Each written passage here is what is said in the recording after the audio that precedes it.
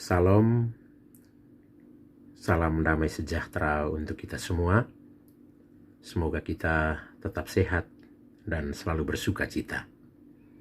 Kita berjumpa lagi dalam renungan Lentera Jiwa hari Minggu biasa ke-26, Minggu 25 September 2022. Bacaan Injil hari ini yakni dari Injil Lukas bab 16 ayat 19 sampai 31 mengajak kita untuk mengandalkan Tuhan dalam hidup kita.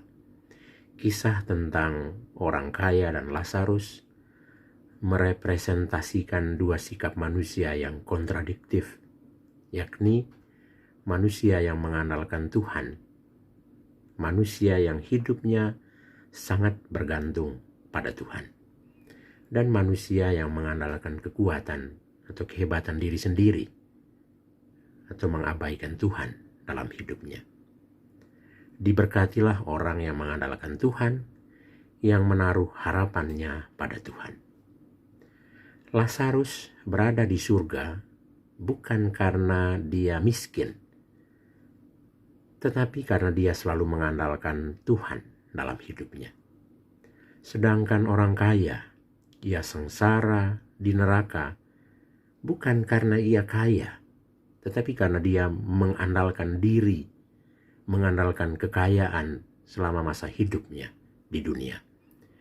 Dia merasa dapat hidup tanpa Tuhan, sehingga tidak ada lagi kepekaan dalam dirinya untuk berbagi dengan orang lain.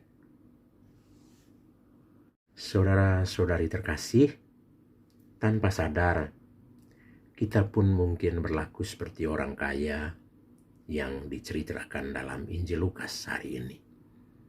Kekayaan dan kemapanan kita membuat kita tidak peka, tidak empati terhadap orang lain, dan tidak lagi mengandalkan Tuhan dalam hidup kita. Kecanggihan teknologi zaman ini makin mengikis ketergantungan kita pada Tuhan. Banyak yang terseret dan melupakan penciptanya, karena semuanya dikendalikan, dikerjakan oleh teknologi. Di zaman kita ini ada banyak Lazarus, ada banyak orang miskin yang selalu menunggu di depan pintu gerbang kita. Ada jutaan Lazarus yang ditolak, dipinggirkan dan mati kelaparan. Injil Lukas mengajak kita untuk belajar dari pengalaman orang kaya yang tidak peduli sesamanya selama hidup. Kita diajak untuk berbagi dan memberikan hati dan sebagian yang kita miliki kepada sesama kita yang berkekurangan. Bukan berapa banyak yang kita bagikan, melainkan seberapa besar kita rela untuk peduli, untuk bersimpati, untuk berempati kepada sesama yang membutuhkan bantuan dan pertolongan kita. Kita dipanggil untuk mengulurkan tangan kasih bagi sesama, bagi Lazarus di sekitar kita. Dan lewat Injil hari ini, Yesus juga mengajarkan kepada kita bahwa betapa kekayaan dan egoisme bisa dengan mudah membutakan mata hati kita, menutup rapat pintu kepedulian kita, empati kita kepada sesama.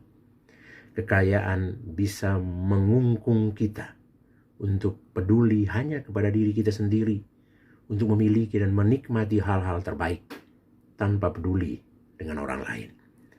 Padahal ciri kita, karakteristik kita sebagai manusia adalah makhluk sosial. Kita harus peduli dengan sesama. Kita semua adalah saudara dalam Tuhan. Seharusnya kita hidup dalam semangat persaudaraan, semangat berbagi, peduli dengan sesama.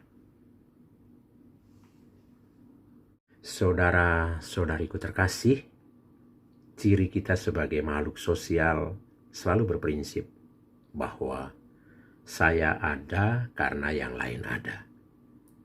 Kita semua hidup dalam suatu komunitas, baik itu komunitas keluarga maupun komunitas tempat kita bekerja atau lingkungan di mana kita tinggal. Karena itu, kita perlu memperkuat basis kehidupan kita dengan terus mengandalkan Tuhan dan juga saling peduli dan hidup dalam kasih persaudaraan. Saya ingin sharingkan 2 kisah yang kiranya memberi inspirasi kepada kita untuk memperkuat semangat persatuan, persaudaraan, dan juga sikap peduli dan empati di antara kita. Kisah pertama dengan judul Obonato, suatu filosofi kehidupan kebajikan dari orang-orang sederhana. Seorang antropolog mengajak anak-anak dari salah satu suku di Afrika untuk memainkan satu permainan. Ia meletakkan sekeranjang buah di dekat pohon dan mengumumkan kepada anak-anak, "Larilah, siapa di antara kalian yang mencapai pohon itu lebih dahulu akan mendapatkan buah-buahan yang manis." Ketika ia memberi isyarat kepada anak-anak untuk memulai perlombaan, anak-anak itu malah bergandengan tangan dengan erat dan berlari bersama. Lalu mereka semua duduk bersama dan menikmati buah yang lezat. Antropolog yang terheran-heran bertanya kepada anak-anak itu, "Mengapa kamu semua berlari bersama? Mengapa tidak berlari sendiri dengan cepat sehingga bisa menikmati buah untuk diri sendiri?" Anak-anak itu menjawab, "Obonato, mungkinkah seseorang bahagia jika orang lain bersedih?" Obonato dalam bahasa mereka berarti, "Aku ada karena kita ada." Sebuah kebajikan yang mungkin sudah langka di zaman ini karena orang terlalu egoisme, terlalu individualistis dalam hidupnya. Saudara-saudariku terkasih, sebagai saudara dalam Yesus, kita perlu menghidupi spirit Obonato. Saya ada karena yang lain ada. Jika kebersamaan kita dimaknai, dijalankan seperti itu, maka kita akan menjadi pribadi yang semakin peduli, berempati dengan sesama. Kita akan menjadi pribadi atau keluarga yang peduli, yang solid, yang kuat, dan tangguh dalam iman, dan juga dalam mengamalkan iman kita dalam hidup bersama yang lain, di dalam lingkungan tempat kita hidup, dan juga dalam kehidupan menggereja kita dalam skop yang lebih luas. Kisah kedua yang saya mau sharingkan yaitu tentang bagaimana kekuatan cinta, the power of love. Pada saat berlangsungnya Perang Dunia Kedua, seorang bocah Jepang membawa adiknya yang telah mati di atas pundaknya untuk dimakamkan. Ia berdiri menunggu giliran kremasi adiknya yang sudah meninggal. Bocah itu menggigit bibirnya begitu keras agar tidak menangis sehingga darah menetes dari sudut mulutnya. Seorang tentara yang melihat keadaan itu berkata kepada bocah itu, "Buang saja supaya kamu tidak capek, atau berikan padaku beban yang kamu bawa di punggungmu itu." Dan bocah itu menjawab, "Dia tidak berat, dia saudaraku." Tentara itu pun mulai paham.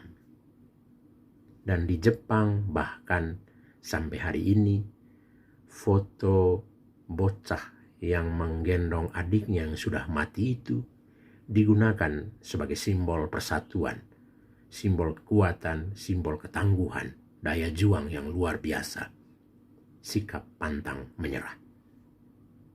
Inilah satu kekuatan cinta, the power of love.